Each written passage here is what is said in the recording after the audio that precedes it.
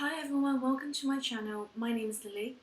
So today I'm going to talk about some difficult behavioral questions, specifically any question that is related to leadership. So they could ask you, what do you think is most important in a leader? How do you differentiate between a good and a bad leader? But usually it's when they ask you to give them a personal experience, example of personal experience, demonstrating both your action, the previous action, as a leader, or your understanding of what leadership is. So just a little bit about myself. I am a management consultant right now based in Dubai. I lived in the UK, so studied and worked in the UK for 10 years prior to coming to Dubai, and also worked as a consultant there as well. I tutored as a career coach previously for new grads specifically, so for international students and also for local students looking to go into finance and go into consulting. And that is my cat.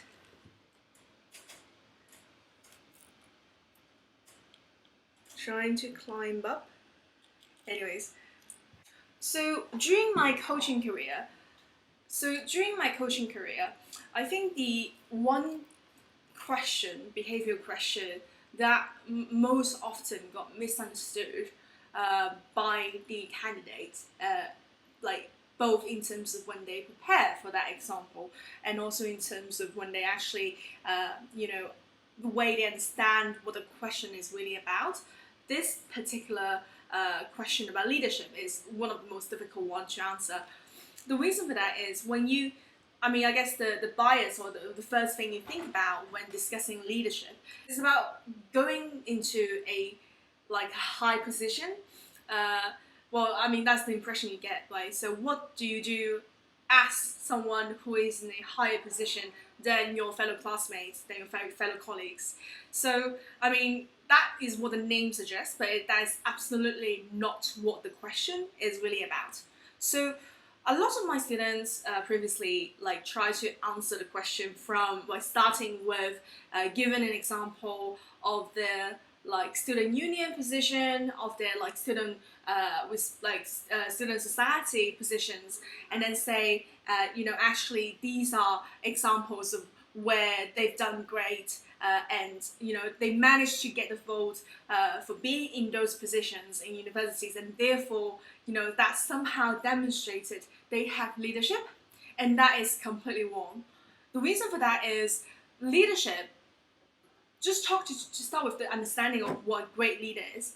A great leader is someone who can build trust within their team, someone who can support their team when their team members are struggling and not really doing as well as they hoped, and also someone who make their team accountable for their actions and their roles.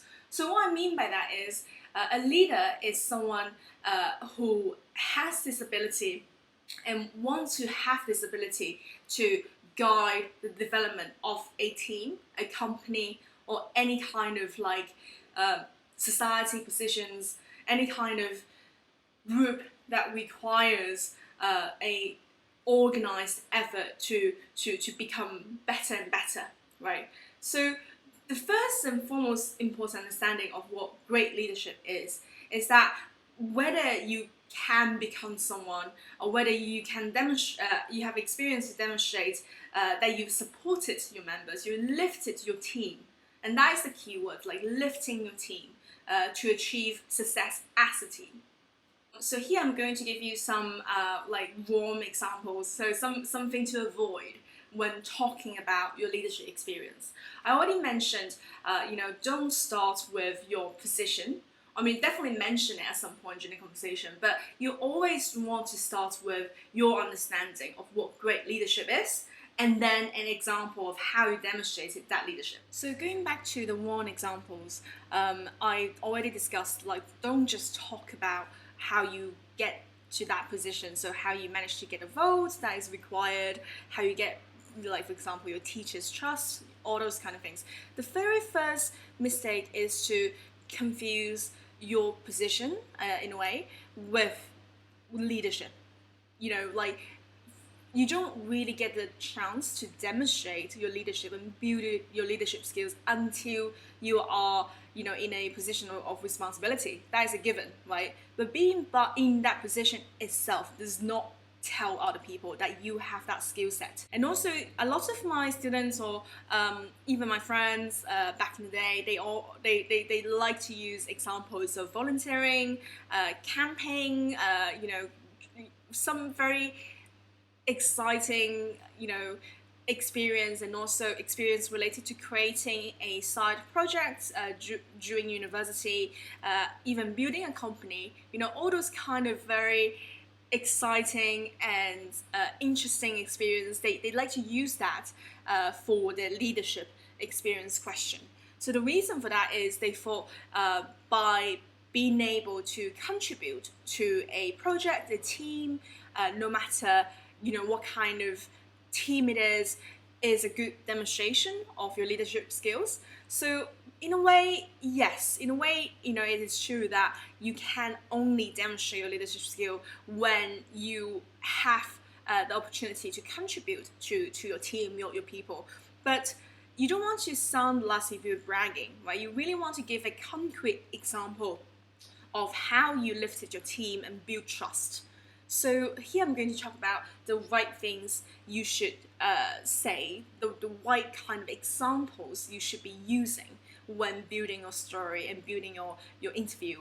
So examples could be you are being very transparent, you've been very honest about your skill sets, your personality, so people don't need to guess who you are, what kind of person you are, just to begin with. So this is what you do when you first enter a team.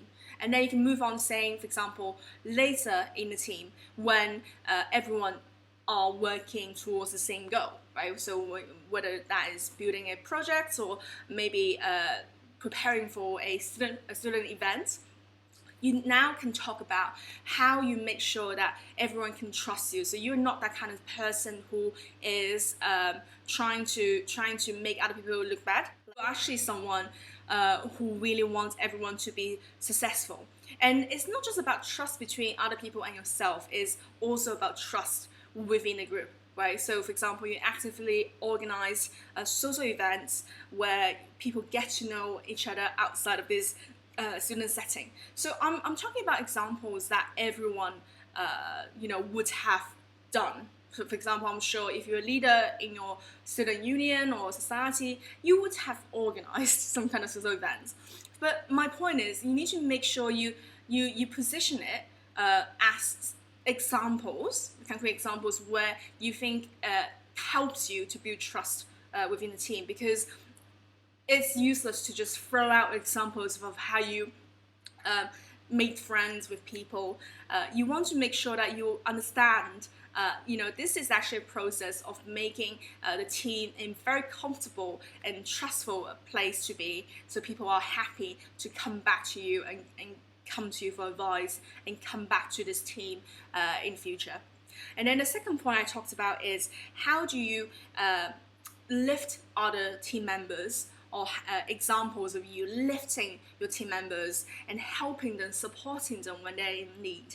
So these kind of examples don't need to be when you are the president of the society, when you are in the top position of a society, because you help people on a daily basis, no matter what your role is, right? So even if you're just like a very common member of this team, of this committee, you still support other people on a daily basis. You care about your team members, and those examples would be great demonstration of how you made a difference, how you demonstrated leadership. The success of the team is what matters here. So you always want to support your team members, no matter who they are, no matter what position they're in, when they need the help. And everyone would need some help at some point during their university degree. So what I mean by that is, everyone will experience stressful university work, or maybe something happening back home, or maybe students are simply applying for internships and jobs, and therefore they don't have that much time or effort in focusing on university studies. And in those times, if you ever stepped up and lends a helping hand to your friends, your team members, then those are great examples, because you're doing it not just because of the friendship that you have between the two of you. You're doing it and helping your team member because I'm sure you want your team as a whole to be successful. You want this event that your society is organizing to be successful. So those are the moments where you shine, and you really need to tell your interviewer that. You need to demonstrate and say, I have supported other people because and lifted the team as a whole, because I believe that is what a true leader would do, for example. And then the third point I made was you want to give examples where you held your team members accountable. So what I'm talking here is not where you scouted your team member because you think they're not doing a good enough job. I mentioned previously, you want to be understanding of your team members.